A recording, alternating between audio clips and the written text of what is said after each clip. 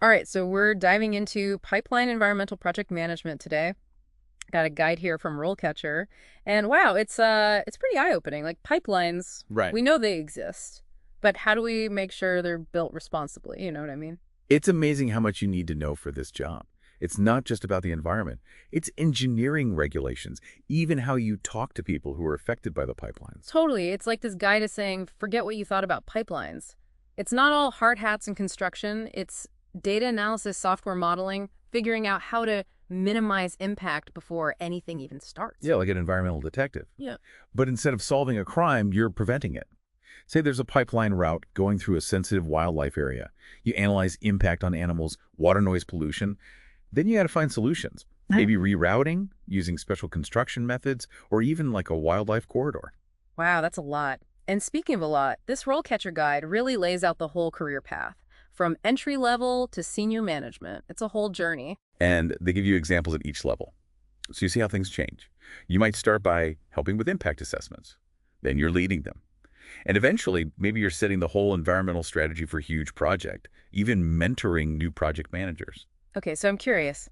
Now, what does a typical day look like for someone doing this? Well, typical is tough to define in this job.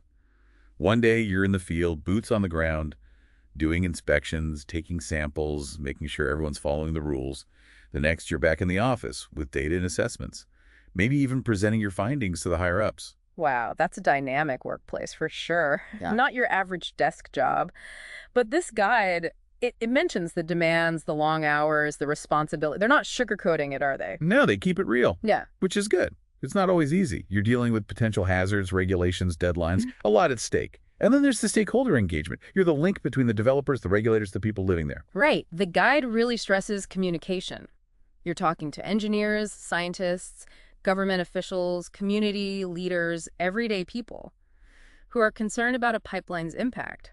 That takes serious communication skills. Absolutely. And it's not just about explaining the technical stuff simply. It's about understanding different points of view and building trust, especially with communities who might be unsure about a big project like this. That makes sense. Even with the best plans and safeguards, pipelines can still worry people. So how do these project managers handle those conversations and find common ground? Well, the guide says stakeholder engagement isn't a one-time thing, it's ongoing. Starts early, even before a road is decided. It's about relationships listening to concerns, addressing them openly and honestly. I bet that takes patience, diplomacy, maybe a thick skin sometimes. For sure. You won't always agree with everyone. People might be angry, frustrated, even misinformed. But you approach it with empathy. Listen, actively find common ground whenever you can. It's about being a bridge, I guess, connecting the technical side to the real human impact. Exactly. And that bridge building goes beyond the community. Pipeline environmental project managers also navigate those environmental regulations. Right. The guide mentioned all those federal, state, local rules. It's like a maze. It can be. But that's where their analytical skills and attention to detail shine. They have to know those laws inside and out and translate them into actions that keep the project in line. So like a translator, but instead of languages, it's legalese and real world building. Exactly. And it's not just knowing the rules, it's applying them to real situations which are rarely clear-cut. Like imagine a pipeline crossing a wetland. Strict rules to protect it, but there might be several ways to comply. So you find solutions that follow the rules and protect the environment. Right. It might mean different construction methods to minimize impact, working with restoration experts on a mitigation plan, even talking to conservation groups about improving a habitat beyond the project.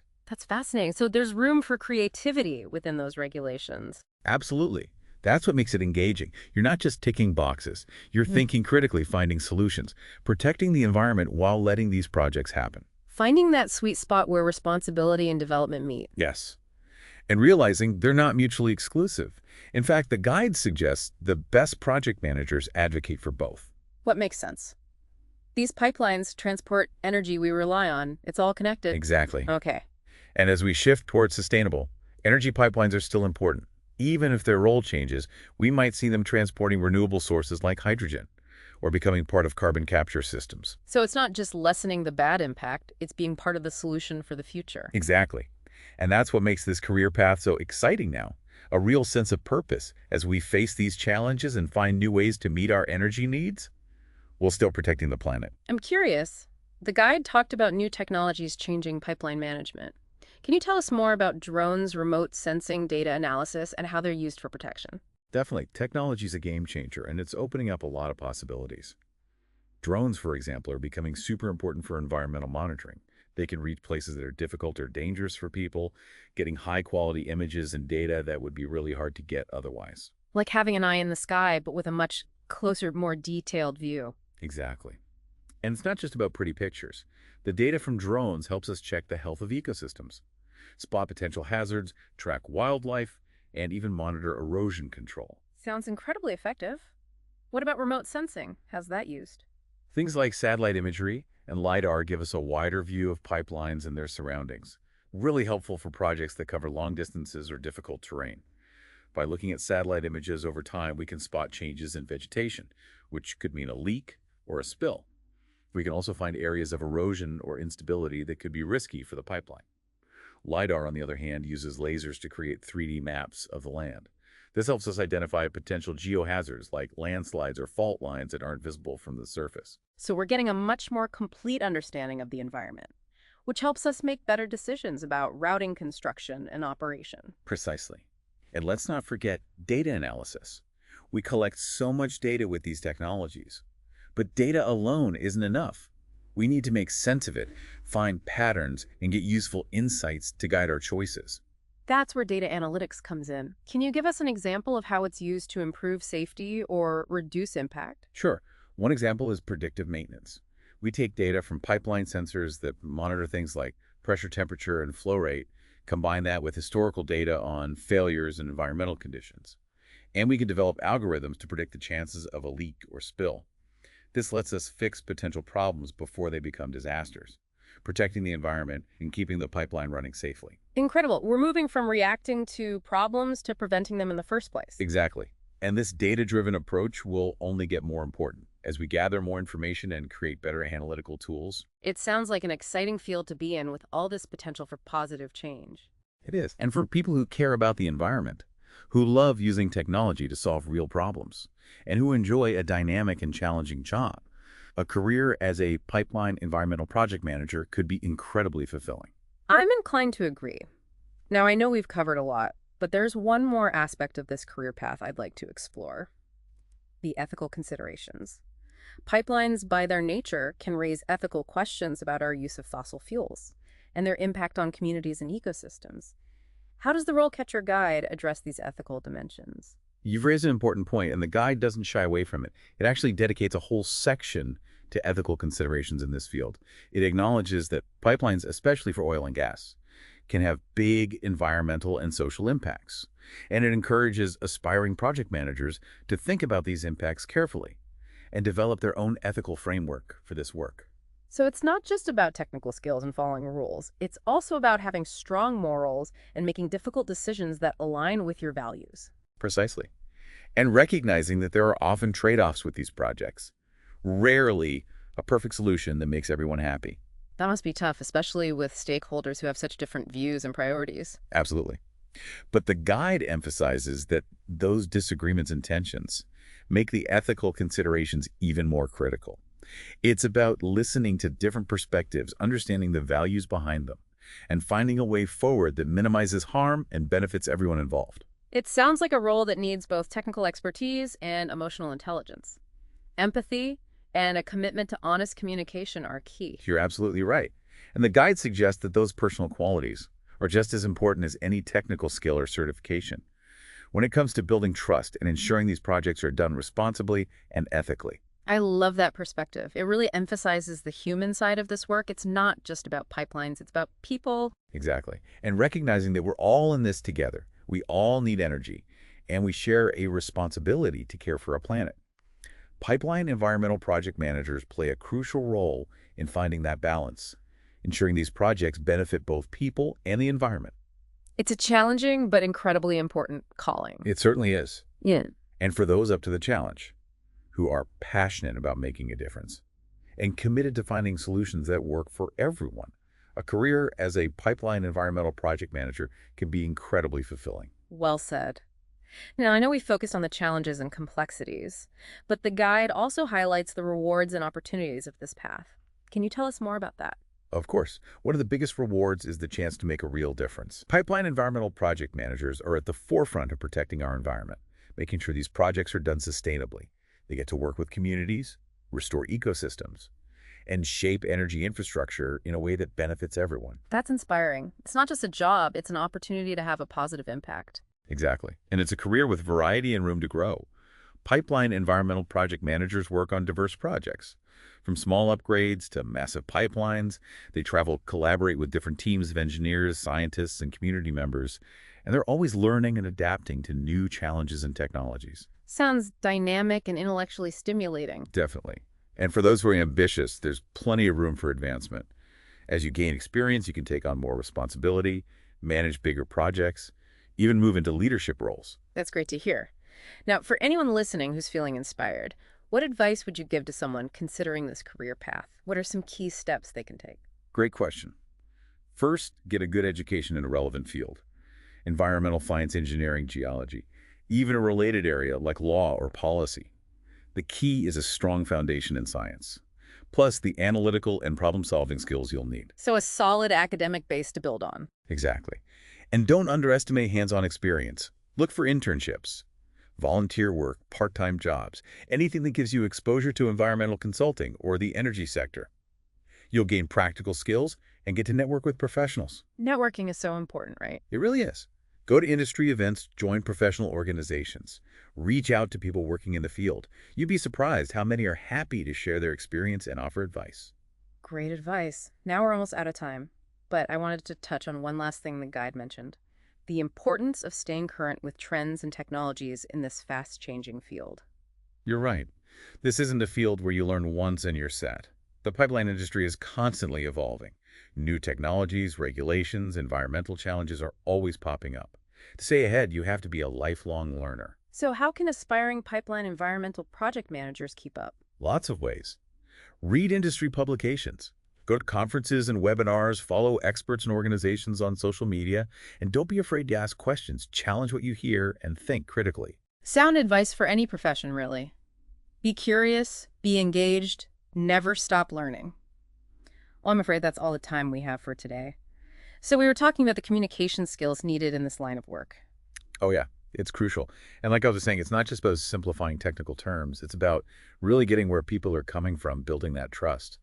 Especially when you've got communities who might be a little wary of a pipeline coming through their backyard. Makes sense. Right. Even with all the precautions in place, pipelines can still be a sensitive topic. So how do these project managers navigate those conversations? How do they find that middle ground? But one thing the guide emphasizes is that stakeholder engagement isn't a one-and-done deal. It's got to be ongoing. Start early on, even before the route is finalized. It's about building those relationships, really listening to people's concerns and addressing them head on. I bet that takes a certain kind of personality. You'd need patience for sure, diplomacy, and probably a pretty thick skin at times. Oh, absolutely. You're not going to see eye to eye with everyone. And there will be times when people are upset, maybe angry, even misinformed. But the key is to come at it with empathy. Really listen and try to find that common ground whenever you can. It's like you're building a bridge almost, connecting that technical world with the real human impact these projects can have. Exactly. And that bridge building goes beyond just the community level, too. Pipeline environmental project managers also have to be fluent in the world of environmental regulations. Right, because it's not just about the environment itself, it's about all those rules and regulations. The guide mentioned federal, state, local regulations. It's a lot to keep track of. It's a lot. That's like a whole other language sometimes. But that's where those analytical skills and that meticulous attention to detail really come in handy. They need to know those laws like the back of their hand, and then translate those often complicated rules into clear steps that ensure the project is always in compliance. So they're kind of like translators in a way. But instead of different languages, they're bridging the gap between legal jargon and the practical realities of building a pipeline. That's a great way to put it. And it's not enough to just know the rules. You have to know how to apply them in real-life situations, which are rarely black and white. Take, for instance, a pipeline project that needs to cross a designated wetland. There are strict regulations in place to protect those ecosystems, but there could be several different ways to comply with those rules. So it becomes about finding the solutions that tick all the boxes, meeting the legal requirements while still making sure the environment is protected. Exactly. You want to find that sweet spot where you're doing things by the book. but also upholding the spirit of environmental protection.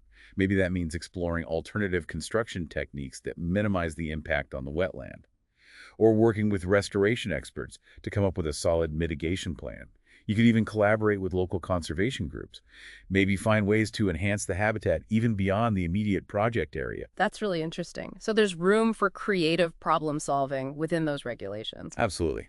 That's what keeps things engaging. You're not just checking boxes. You're constantly thinking critically, weighing different options, and ultimately finding those innovative solutions that protect the environment without bringing these essential infrastructure projects to a standstill. Finding that balance between environmental responsibility and the need for these projects. Precisely. And recognizing that those two things aren't mutually exclusive. In fact, the guide even points out that the best pipeline environmental project managers are the ones who can effectively advocate for both sides. Which makes sense. After all these pipelines transport the energy we all rely on, it's all part of a bigger picture. Exactly. And as we're shifting towards more sustainable energy sources, pipelines will still have a role to play, even if that role changes over time. We might see them being used to transport things like hydrogen, or they might become a vital part of those carbon capture and storage systems we're hearing about. So it's not just about minimizing the negative impact, it's about being part of a solution that moves us towards a better future. Exactly. And that's what makes this career path so exciting right now. There's a real sense of purpose. We're facing some big challenges, and we need to find innovative ways to meet our energy needs while still protecting the planet. It's a big responsibility. The guide also touched on some of the technologies that are changing the game in this field. Things like using drones, remote sensing, and data analytics to enhance environmental protection. Can you tell us a little bit more about those? Absolutely. Technology is playing an increasingly important role in this line of work. It's opening up some exciting new possibilities for environmental protection. Drones, for example, are becoming incredibly valuable for monitoring. They can access areas that would be difficult or even dangerous for humans to reach. And they can capture high-resolution images and data that would be difficult or impossible to obtain using traditional methods. So it's like having an eye in the sky, but with a much closer, more detailed view than you'd get from a satellite or an airplane. Exactly. And it's not just about the pictures themselves. That data collected by drones can be used to assess the health of ecosystems. We can identify potential environmental hazards, track wildlife populations, even monitor things like erosion control measures along pipeline routes. It sounds incredibly efficient and effective. What about remote sensing technologies? How are those being used? Remote sensing technologies like satellite imagery and LiDAR are giving us a broader perspective. They help us see the pipelines and their surrounding environments in a much larger context. This is particularly useful for projects that cover vast distances or challenging terrains.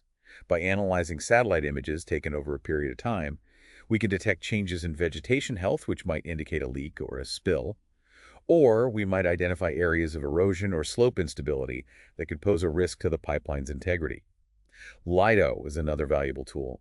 It uses lasers to create very precise 3D maps of the terrain, helping us to identify potential geohazards like landslides or fault lines that might not be visible from the surface.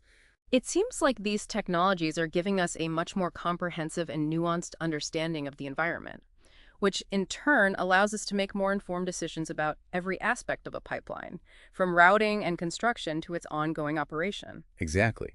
And we can't forget about the power of data analytics. We're collecting massive amounts of data through these advanced technologies. But data on its own isn't enough. We need to be able to extract meaningful insights from that data. We need to identify patterns and trends. And that's where data analytics comes in. Can you give us a specific example of how data analytics is being used to improve pipeline safety or reduce environmental impacts? Sure. One great example is predictive maintenance. We can use data from pipeline sensors that are constantly monitoring things like pressure, temperature, and flow rate. And by combining that real-time data with historical data on pipeline failures and environmental conditions, we can develop sophisticated algorithms that can actually predict the likelihood of a leak or a spill occurring. So instead of just reacting after a problem happens, you're anticipating and preventing those problems. Exactly. It's about moving from a reactive approach to a proactive approach. And that shift is a win-win for both the environment and the industry. Absolutely. It sounds like it's a really exciting time to be working in this field. There's so much potential for innovation and positive change. There really is. And for people who are passionate about the environment, who are excited about using technology to solve real-world problems, and who thrive in a dynamic and challenging work environment, A career as a pipeline environmental project manager could be incredibly rewarding. Welcome back to the deep dive. We're wrapping up our look at pipeline environmental project management. And I gotta say, this career path is way more than I initially thought. Oh, for sure. It's a field that keeps changing, and that's what I love about it. You know, one thing that really struck me in the guide was the idea of pipelines as part of a circular economy. I wouldn't have put those two things together myself. Right. It's not the first thing that comes to mind. When you think pipelines, you think taking resources, moving them, using them, and then, oh, well, often just discarding them. But a circular economy aims to change all that. So where do pipelines fit in? Well, think about it. Instead of just oil and gas, imagine pipelines transporting renewable energy, like hydrogen, that's already being explored, or carbon capture and storage. Those pipelines could move the captured CO2 to safe storage, keeping it out of the atmosphere. So they actually become part of the solution to the climate problem, not just contributing to it. Exactly. And if we're really going for circularity, even the materials used to build the pipelines could be designed for reuse or recycling later on. Yeah. Less waste, less need to extract new resources. Yeah, okay, now that's a whole new way of thinking about it. It's not just making the current system a bit better, it's redesigning the whole system. Exactly. And that kind of forward thinking is what's going to drive this field forward. Speaking of driving forward, this RoleCatcher guide has given us a lot to consider. We've covered everything from impact assessments to the bigger ethical questions. Yeah, it's a job that needs you to think both small scale and big picture, that's for sure. If someone's listening to this and thinking about this career path, what would you say is the most important thing to take away from all of this? That's a tough one. But I'd have to say it's that this isn't just a job. It's a chance to really solve problems on a massive scale. You're at the crossroads of industry, the environment, and people's lives. Finding solutions that work for all three. That's a huge challenge, but incredibly rewarding. Well said. And I think this guide makes it clear that this is a field with a lot of heart. These are people who genuinely care about the planet while also getting the complexities of our energy needs. Absolutely. And as we try to build a more sustainable future, that mix of passion and practicality is essential. That's a great point to end on. So to everyone listening, if you want a career that challenges you and has real meaning, look no further than pipeline environmental project management. I couldn't agree more. It's a field with a lot of potential, and it needs passionate people to shape it. Thank you for joining us on this deep dive into pipeline environmental project management. It's been a fascinating conversation, and we hope you'll join us next time as we explore another career that's shaping the future.